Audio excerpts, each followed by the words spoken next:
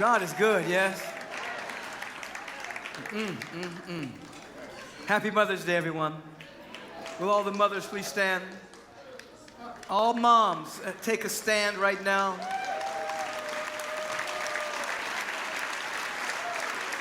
Right now, you're being handed. Give the moms some love as they're being handed this postcard. And let me just say this. If you are a dad that's raising your child, by yourself, please stand too. You're a mom too. Receive the postcard. The postcard says this: joyous Mother's Day wishes to you. The precious role of mother has been entrusted to you by the Spirit, because your unique gifts have been identified as being those which can contribute to the highest unfoldment of the children in your loving, compassionate, and wise care. My prayer today and all days, both you and your children celebrate the perfection, the sweetness of your sacred soul bond. Before I say the end of this, godmothers, you can stand up as well, because you stand so powerfully with children. Receive a postcard. Peace and riches, blessings, Michael Bernard Beckwith. On the front are a picture of roses. So we're honoring the drought by not... and taking a cue from Georgia Muldrow, who says, stop cutting the roses, let them live. And so for this year, you get a picture of roses. But if you smell it, you can go back to every rose you've ever received. Happy Mother's Day!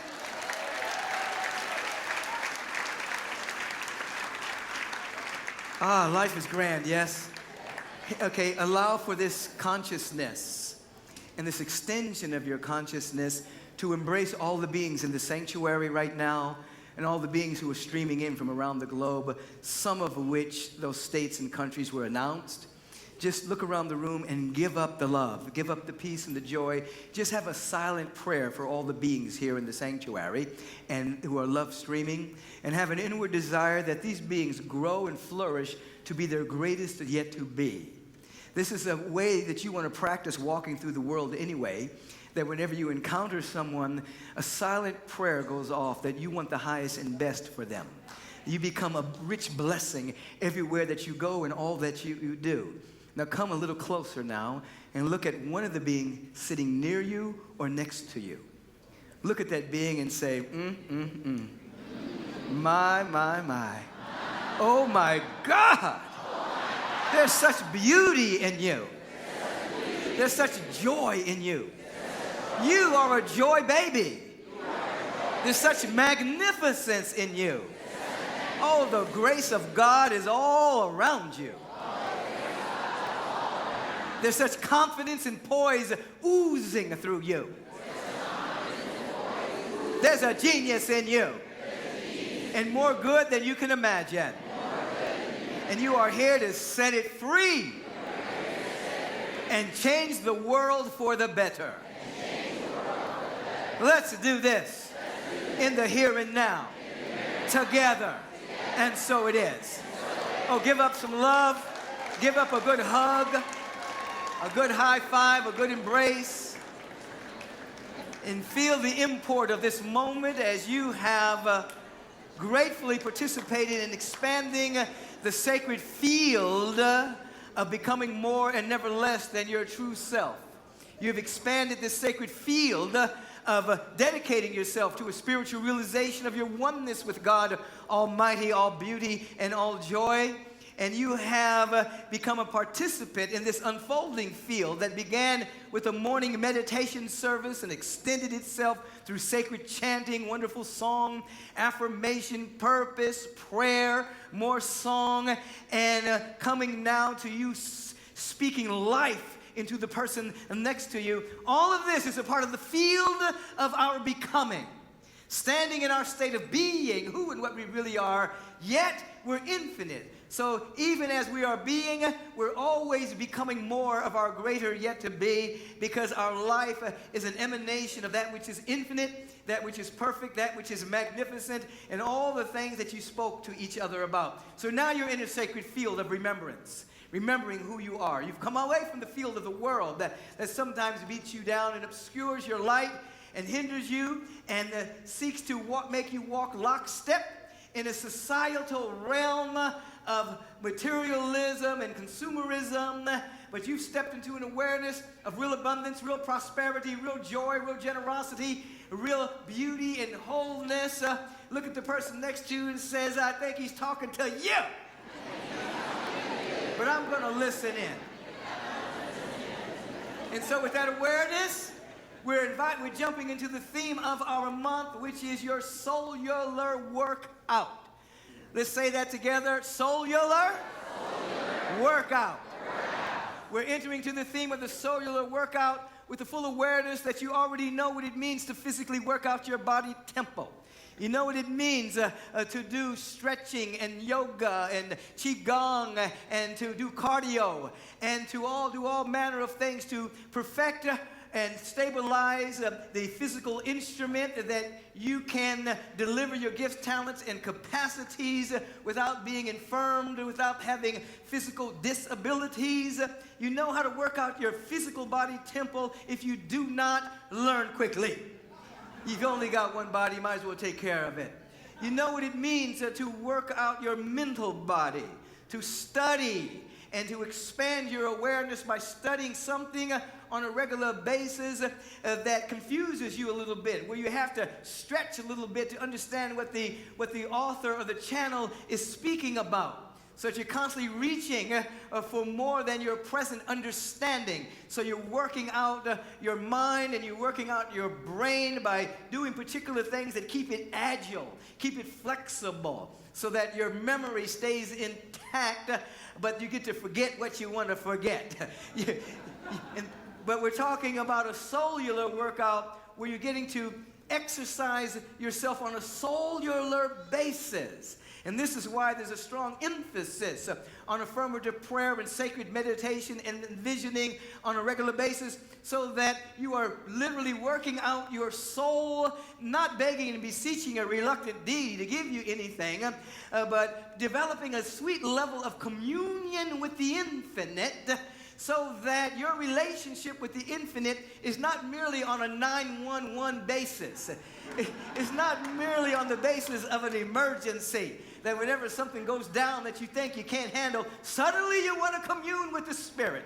Suddenly you want some help, you want some support. You want to know that God's got your back. No. You want a cellular workout, and so that you transcend merely 911 and allow for the emergencies in your life to be transmuted into moments where something is emerging on a regular basis. That all that good that you saw within each other, that beauty, that love, that joy, that genius, is always in the process of emerging and becoming more of this greater yet to be. And when it is stymied, when it is held back, when it is in some way halted, that's when an emergency happens, because it will not be daunted. It will create so much pressure, and it will outpicture itself as an obstacle or a hindrance, so that you can become more you. And so you want to exercise your soul on a regular basis, so that a deep sense or a pure sense of communion becomes where you live, and that you're able to hold the space of your communion with God and have at your spiritual core, just as you're developing your physical core and having a level of physical strength and stamina, you're developing a spiritual core that's in communion with the presence, that transmutes the surface mind that's whining and complaining by every circumstance that comes your way. You have a spiritual core that knows that God is for you and nothing is against you, that everything is working together for your good, that you're able to hold that space. And in so exercising yourself on a cellular level, we're talking affirmative prayer, we're talking sacred meditation, we're talking life visioning, we're talking introspection, we're talking transpection. In science, this is just coming, I don't know, okay, I wasn't going to talk about this, but I'm letting it flow. In science, they deal with extrospection.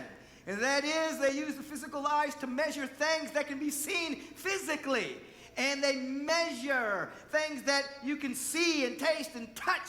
And then there is introspection, where we begin to become in tune with that which can't be measured. Our intuition comes in to play here. Direct knowing, insight, revelation.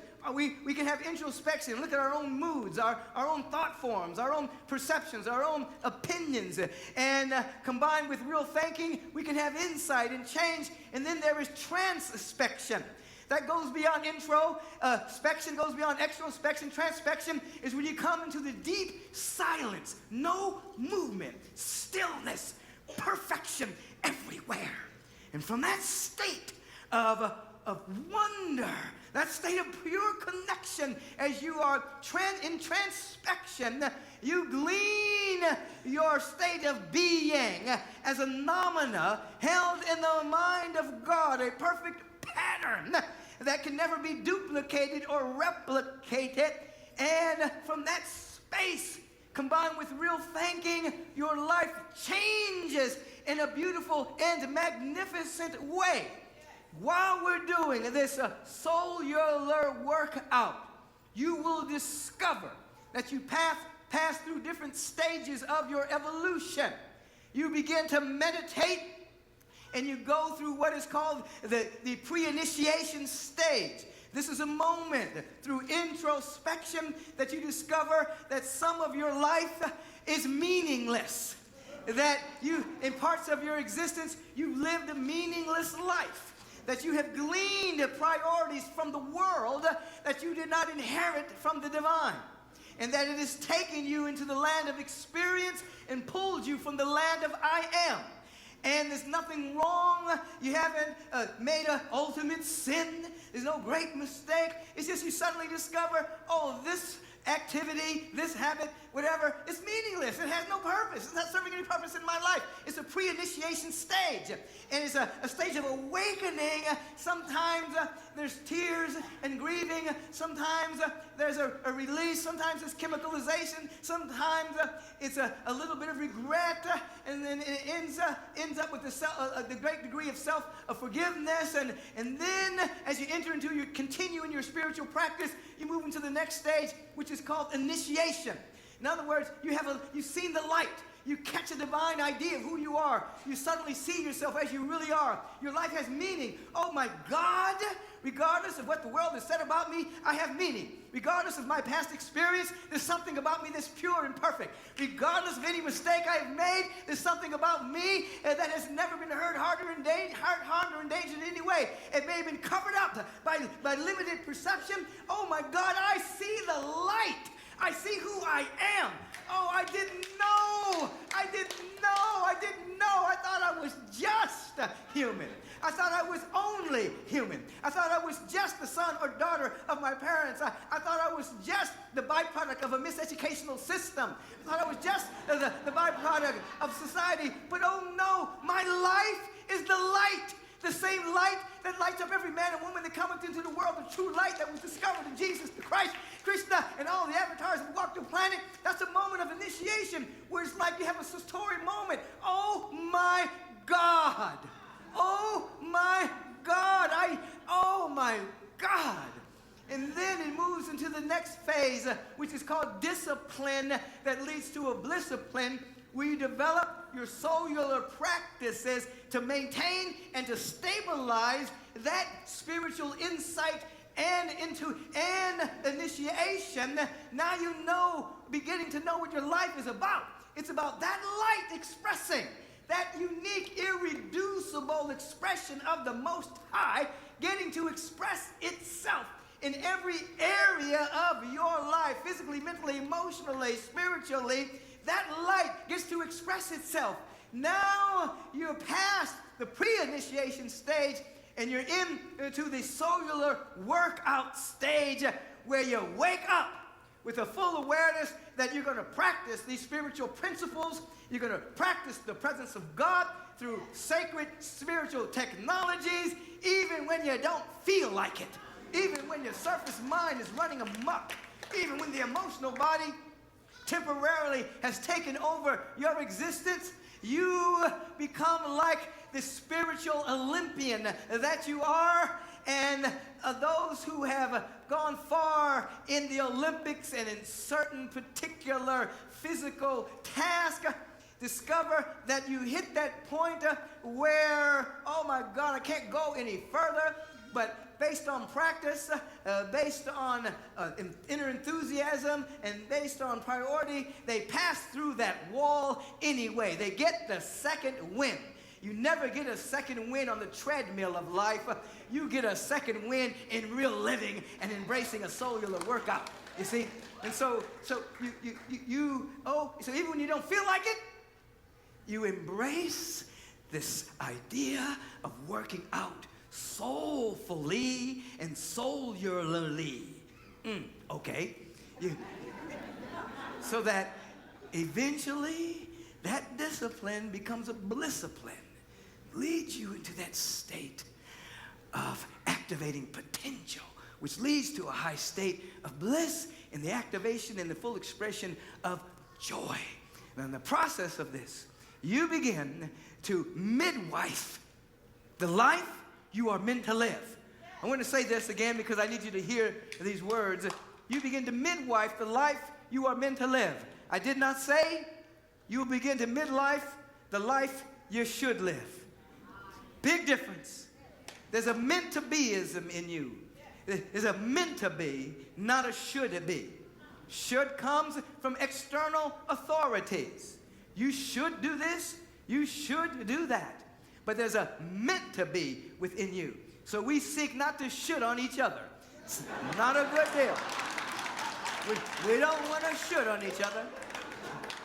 We want to open ourselves up to our meant to be-ism. Just as an acorn is meant to be an acorn. We're not going to say, it should be a rose. No, and an apple tree is meant to bear apples. It should bear pears, though. No. It has a meant to be-ism. You have something, you have a meant to be within you as a unique expression of the infinite. A divine and perfect spiritual idea, a unique expression of God.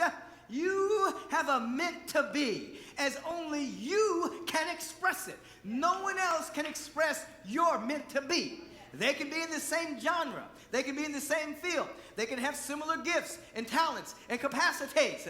But you are meant to be you, with your full expression of your gifts. And so there is a life that you are meant to live.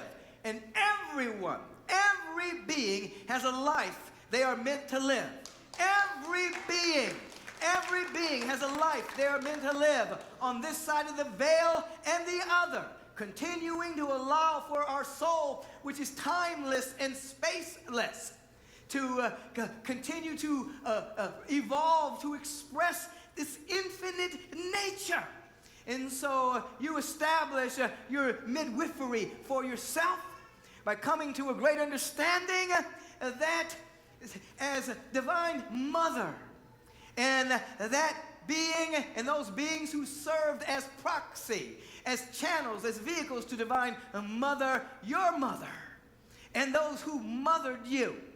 There were moments in the mother's life where they saw you as you really, really are. Every mother and everyone who has mothered has taken the infant in their arms and looked at that being and say, this being is precious. This being is magnificent. This being has promise. This being has potential. And to midwife yourself, you are to say to yourself, what did mom see about me? What did my mother see about me at that moment of birth? What did she feel about me? Or the individuals that have mothered you along the way. What did they see about me? Now you ask this question, and suddenly your perception will shift. Incrementally, your perception will shift. It will shift from the raging and doubt and fear and the way you put yourself down. It will begin to shift from, oh my God, that's what they saw in me? They saw that beauty. They saw that promise, that possibility. They saw that potential. They saw all that in me. And in that instant, you will be making yourself available to a perfect vision of your life. Without vision, the people perish. You will begin to catch a vision for your life as was held by those who held the divine mother energy for you. And they are undaunted in that vision. They're never shift from that. You've seen accounts many, many times where someone was telling someone's mother, you know, I saw your boy out in the street doing X, Y, and Z, and they, oh no, that's not my son. No, that's not my, we saw your daughter, we heard she, no, I know my daughter. And even though the son or daughter may have made some great mistake and were judged by the jury of their peers, in an ideal case, because it never happens in America, but they were judged by the jury of their peers to be guilty about something. The mother says, oh no, I don't care what they said, I know my kid, that's not him. Here's a picture of him in the 3rd grade. Look at that smile. Look at the innocence in my boy's face. Look at those, look at he could never do such a thing. And so that mom who stood in proxy and stood in as a revelation and as a instrument of divine mother is unmoved by the world of phenomena and shifting mistakes, regrets. No. In that same sense, the divine mother knows what you're meant to be. The divine mother has your is fully supporting you and holding in that space. And so you ask, what does divine mother see in me? What's there? You ask the question, you catch a vision. And then you begin to remember the moments in your life where you had a level of congruence, a really good feeling about yourself, where you felt connected. You felt in communion. You felt that life was for you. You felt you were in the pocket. You were in the zone. And you begin to call upon those moments. And then your cellular workout is to hold the vision that mom has for you, divine mother, and the instrument that was carrying the frequency of divine mother, and you hold the feeling tonality of that sense of connection. Your cellular workout is to hold the space in consciousness. Now, the law of consciousness is this.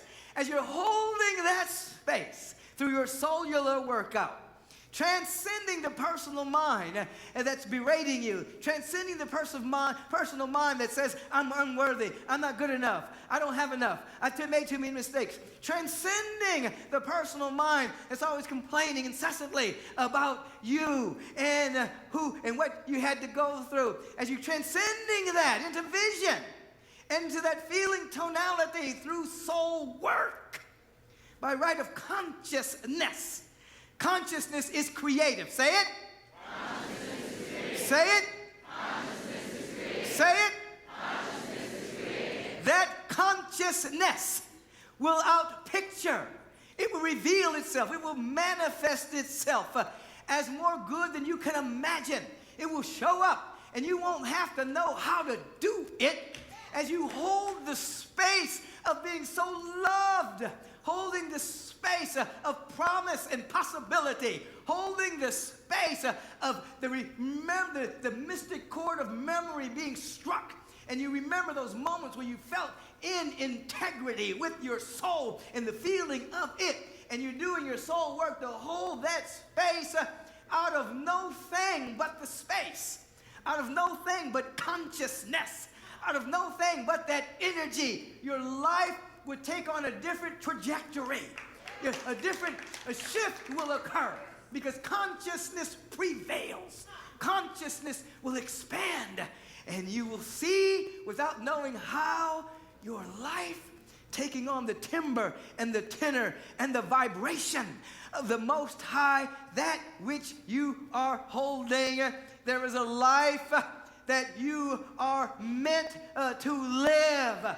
And so this is a part of your midwifery. This is you midwifing the next stage of your evolution. This is you mothering yourself. And you're holding on to this space.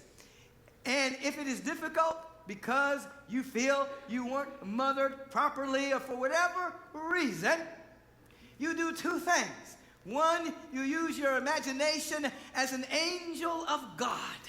And you begin to, with your feeling tonality, imagine what it would feel like to be perfectly mothered. Secondly, you look and through your life and you see who mothered you when your biological mother wasn't there for whatever reason. God showed up as somebody. There was a grandmother. There was an uncle. There was a friend. There was a compadre. There was a soulmate. Somebody was there that brought the mother energy. So using your imagination and your memory of the other individuals that carried the mother vibration, you stop thinking in lack. Well, I didn't have this. I didn't have that. And then that becomes a part of your consciousness. And that becomes a part of your description of lack and limitation, and that by the law of consciousness outpictures itself as your emotional life, and then outpictures yourself as a limited perception of the good that is pressing around you and trying to express through you. No, something begins to happen. You begin to think, oh, I was mothered by this person. Oh, that person brought that mother. Oh, that person brought this. That person. Oh, my God, I've been surrounded by divine mother all my life. I just didn't see it. My individual mind configured in a way that I didn't have because it didn't look like Bill Cosby. It didn't look like the Cosby family. It didn't look like Ozzie and Harriet. It didn't look like how it should be. And so I developed the consciousness of lack around it, and thus developed emotional patterning around it. Nervous system became recalibrated to lack and limitation in what I didn't have, and I produced a whole world of experience of not having when I'm standing in a sea of it, of divine love everywhere. And so with that pattern of imagination and sacred memory, we begin to see the surface mind begins to change. Or you transcend it. Oh, I've always had. There's always been someone around. And you begin to bless them. You begin to love these beings. And then you begin to see, as you begin to midwife yourself, that they were the instruments of the beloved mother presence. And as instruments of the beloved mother presence, now you can go directly to first cause. You can go directly to the presence itself. You can go right into the energy of divine mother. Oh, I'm loved. Oh, divine mother sees me so magnificently. Oh, there's promise beyond that transcends the pain of my life. There's a promise that will be met, for there is a life here that I am meant to live. I participate in this life. I participate in the evolution of my soul, which transcends time and space. Understand this, your soul is not bound by space nor by time, so regardless of how many lifetimes you have had, the soul is not bound by any of those lifetimes and perceptions of birth, death, birth, death, birth, death. The soul exists perennially through all of that, and all of that love and knowledge and wisdom is within you right now. You have to stop thinking about yourself as a limited being that was born at this date and will one day die. You have to see yourself as a soul beyond space and beyond time. You begin to do this through your sacred meditation, and suddenly you become available to the knowledge of your soul. You become available to direct insight from Divine Mother, and lo and behold, your life can turn on a dime.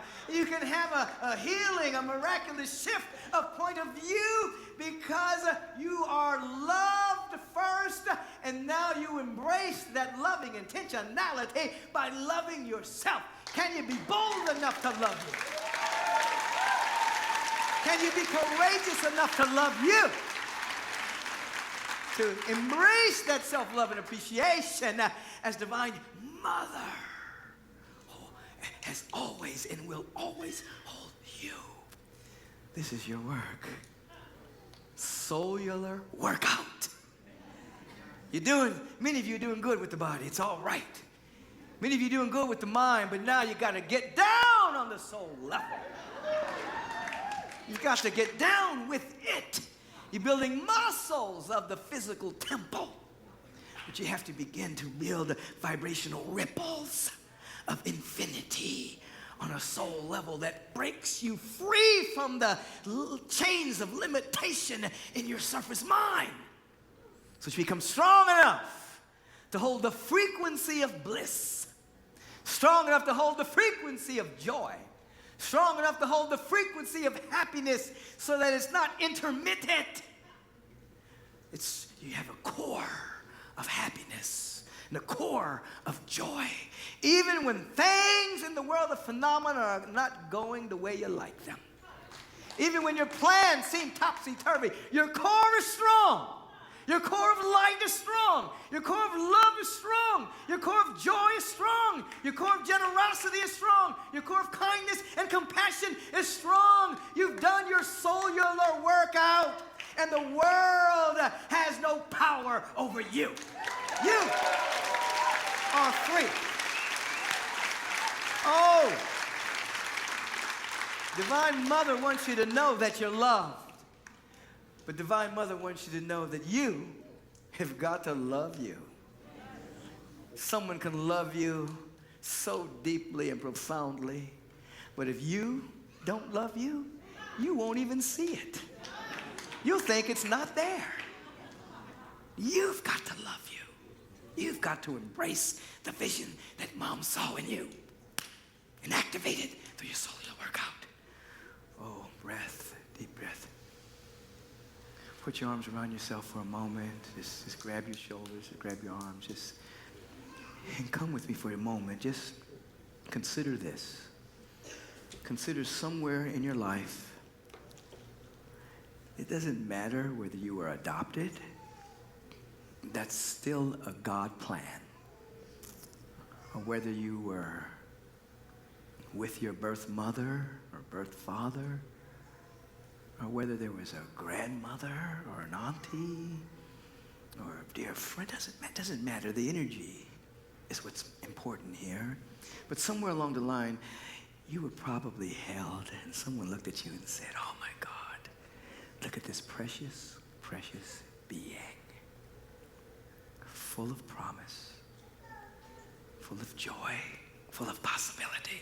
I want you to embrace yourself now, and I want you to call on your soul that you can remember someone looking at you and saying, oh, wow, isn't he beautiful? Isn't she beautiful? Isn't he wonderful? Isn't she wonderful?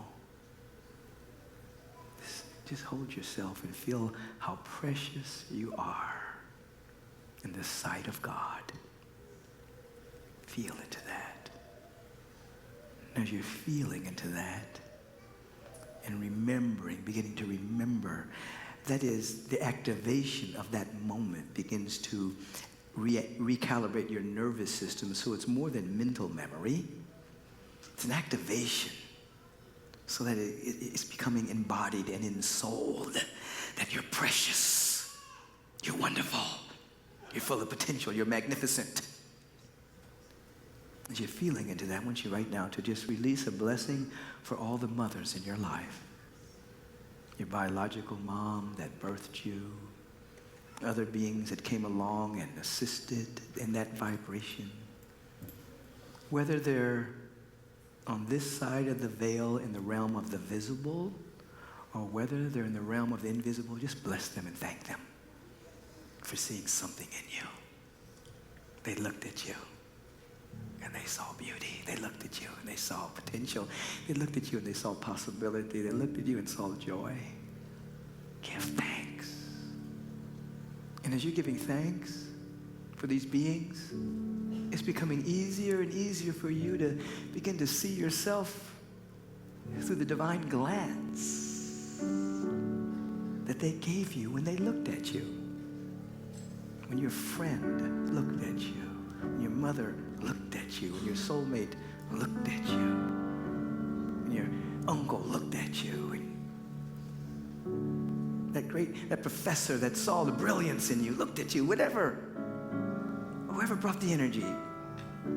Have a moment of communion with the energy and a moment of thanksgiving for everyone who brought the energy, so that you can be healed today, so that you can walk through the path of healing, which is a revelation of that sacred part of you that's never been hurt. Oh, come with me now. If no one has ever told you don't remember how precious you are, hear it now. You're a profoundly precious being.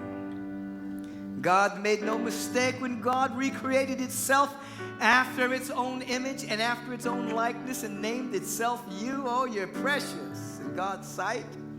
God's eyes are too pure to behold inequity, so what God sees is your perfection, your love, your beauty, your joy. All the highest and best within you. You're now embracing, you're midwifing the next stage of your higher order of being. Oh, feel into this with me now as we give thanks for all those who have mothered us. We give thanks that we're beginning to feel now a deep sense of gratitude for being mothered, a deep sense of gratitude for being sacredly connected to the divine light that is everywhere in its fullness, the divine life of God. And through this divine gratitude, our windows of perception are being cleansed and cleared, and we're beginning to see now with a new eye. Oh, that inner eye is being activated, and we're beginning to see not through a glass darkly, not through mere perception, not through mere inner dialogue about what's wrong, but we're beginning to see that life is for us and nothing against us. And oh my God, we're beginning to see it, not what should be, we're beginning to see what is. We're beginning to see what is meant to be. Oh, love everywhere. Joy and well-being and wholeness. Oh, we're so deeply loved. Oh my God. And something wonderful is happening. The word is spoken for us now, for our freedom, our well-being, our wholeness, our health, our vitalizing good, our harmonizing prosperity, our divine wealth and wellness. Oh, the sacred friendship, so the divine support, oh, the ideal employment of our hands. Oh my God, life is flowing through us and will not be stopped. And we're now in joyful participation in the life that we're meant to live. The life that we're meant to live. The life that we are meant to live. Oh, feel it now. We're walking and we're talking and communing with this divine presence. Ricky, bring it to them. Bring it to them. I come to the garden alone while the dew is still on the roses, and the voice I hear falling on my ear, the song of God discloses,